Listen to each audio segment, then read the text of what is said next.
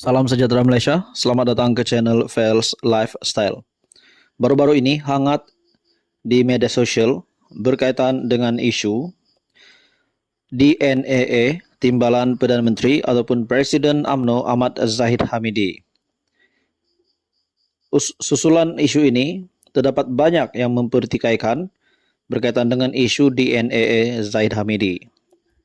Ini pula kejutan untuk PAS dan Presiden PAS sendiri, Tan Sri Abdul Hadi Awang, melalui sebuah artikel dari Malaysia Kini. Faiz, mana kitab Hadi ketika pemimpin PAS dapat DNAA? Presiden PAS Abdul Hadi Awang didakwa membuat kenyataan mengelirukan apabila mengatakan pelepasan tanpa pembebasan DNAA tiada dalam sistem kehakiman Islam. Dalam satu kenyataan, bekas adun permatang pasir Faiz Fadzil berkata, Hadi mendiamkan diri mengenai perkara itu apabila mahkamah memberikan DNAA kepada bekas timbalan Presiden PAS Nasharuddin Mat Isa pada tahun 2020. Mungkinkah ketika itu kitab Ustaz Hadi dalam isu ini masih belum wujud? Kata Faiz yang secara kebetulan turut memperoleh DNAA seminggu lalu untuk pertuduhan di bawah Seksyen 354 Kanun Keseksaan kerana dakwaan melakukan serangan seksual. Pada 5 November 2020, Nasharuddin diberi DNAA melibatkan 16 pertuduhan pucak amanah berjumlah RM321,000 berkaitan gajinya sebagai pengerusi Yayasan Nasar.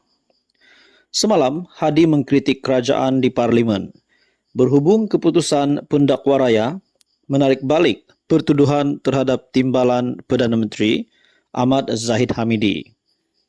Hadi mendakwa bahawa tiada DNAA dalam Islam. Faiz berkata, ini tidak benar kerana Seksyen 103 dalam kurungan 1 Enakmen Kanun Jenayah Syariah Terengganu 2001 pun mempunyai unsur DNAA. Undang-undang itu digubal ketika Hadi menjadi Menteri Besar negeri itu. Faiz yang juga seorang peguam menjelaskan DNAA membolehkan pendakwa raya menarik balik pertuduhan apabila dipertimbangkan antara lain ketidakcukupan bukti atau perlu siasatan lanjut. Bukankah dalam Islam, membebaskan 10 orang bersalah lebih baik daripada menghukum seorang yang tidak bersalah? Sehubungan itu, Fazil menggesa PAS supaya tidak menyalahgunakan agama untuk kepentingan politik kerana ia boleh mengelirukan orang ramai. PAS tidak seharusnya menggunakan dalil agama mengikut rentak dan selera politik kerana ia boleh mengelirukan rakyat, terutamanya orang Islam, sekiranya dalil yang disandarkan tidak tepat pada tempat katanya.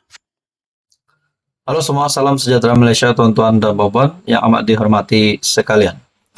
Baru-baru ini kita mendengar kenyataan ataupun komen daripada Khairi Jamaluddin ataupun KJ berkaitan dengan isu yang hangat hari ini, yaitu berkaitan dengan penarikan sokongan terhadap kerajaan perpaduan daripada Presiden Muda, daripada Muda ataupun Syed Saddiq. Saudara-saudara, akhirnya apa ulasan terkini berkaitan dengan respon Khairi Jamaluddin itu? Melalui satu artikel Syahbudin.com, ulasan Syahbudin.com, merapulah KJ kali ini. Wah, bagi saya ini satu kejutan baru untuk Khairi Jamaluddin. Di sebalik banyak gesaan agar Syed Saddiq Syed Abdul Rahman meletakkan jawatan sebagai ahli Parlimen Muar, berikutan tindakannya menarik diri daripada menyokong kerajaan perpaduan, pemimpin UMNO yang terkeluar sekejap, Khairi Jamaluddin, nampaknya mempertahankan Presiden Muda itu. Kata bekas Menteri Kesihatan itu, Syed Saddiq adalah ahli Parlimen yang jujur dan masih berpegang kepada dasar Pakatan Harapan, yaitu tidak bekerja sama dengan UMNO dan Ahmad Zahid Hamidi. Jika kamu minta dia letak jawatan dan kosongkan kursi, Anda yang sepatutnya kosongkan kursi kamu dahulu, tambah beliau. Khairi Jamaluddin atau KJ menegaskan, pengundi pada pilih RU 15 lalu menyokong PH, terutamanya adalah kerana pendirian gabungan itu untuk tidak bekerja sama dengan UMNO dan Zahid Hamidi. Sambil menyatakan tidak perlu untuk Syed Saddiq meletakkan jawatan, KJ sebaliknya berkata, pemimpin-pemimpin PH yang sepatutnya mendapatkan mandat baru daripada rakyat kerana melanggar janji mereka sendiri. Sebagai makluman, MUDA bukanlah komponen PH, tetapi Syed Saddiq telah memeterai MOU dengan PH sebelum PRU 15 lalu untuk mengelakkan pertembungan dan bagi mewujudkan proses saling membantu. Disebabkan adanya MOU tersebut yang disertai dengan PH tidak meletakkan calonnya, itulah yang menyumbang kepada kemenangan Syed Saddiq di Muar.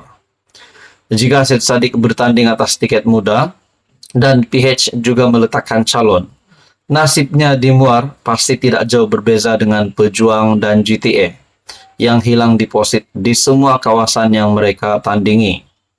Dengan itu, ikut logik akal apabila Syed Saddiq tidak lagi menyokong kerajaan perpaduan yang ditunjangi PH, menggesanya meletak jawatan adalah sesuatu yang wajar dan munasabah. Setidak-tidak bolehlah sama-sama kita lihat sama ada Syed Saddiq masih boleh menang atau tidak di Muar tiket mudanya. Dalam konteks PH bekerja sama dengan UMNO, selepas PRU 15, ia bukanlah bermakna prinsip dan janji pilihan rakyat telah dilanggari. Nah, ini yang perlu didengar oleh ramai orang. Semua orang faham keputusan PRU 15 telah menyaksikan tiada mana-mana parti beroleh majoriti untuk membentuk kerajaan sendiri. Atas kemulut itu dan untuk mewujudkan kestabilan politik yang di Pertuan Agong lalu menitahkan agar dibentuk sebuah kerajaan perpaduan. Dalam proses mendapatkan persetujuan ke arah itu, Mahyadin yang mewakili PN awal-awal lagi selepas menghadap Agong telah membuat pendirian menolak untuk berada dalam kerajaan perpaduan. Setelah PN menolak, apalagi pilihan yang ada buat PH yang memiliki 82 kursi parlimen ketika itu. Apakah mahu dibiarkan negara tiada kerajaan dan kemelut politik berpanjangan? Cuba ketika itu Mahyadin menyatakan sedia bekerja sama dengan PH untuk membentuk kerajaan perpaduan demi mematuhi titah Agong dan bagi mewujudkan kestabilan politik dalam negara. Apakah kerjasama PH dengan UMNO masih wujud? Takkan benda simpel macam ini pun KJ masih tak boleh faham sampai sekarang menurut Syabuddin.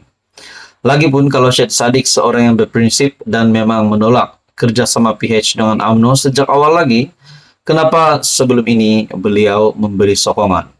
Merapulah KJ kali ini menurut Syabuddin Husin. Saudara-saudara, artikel ini dari syabuddin.com, merapulah KJ kali ini.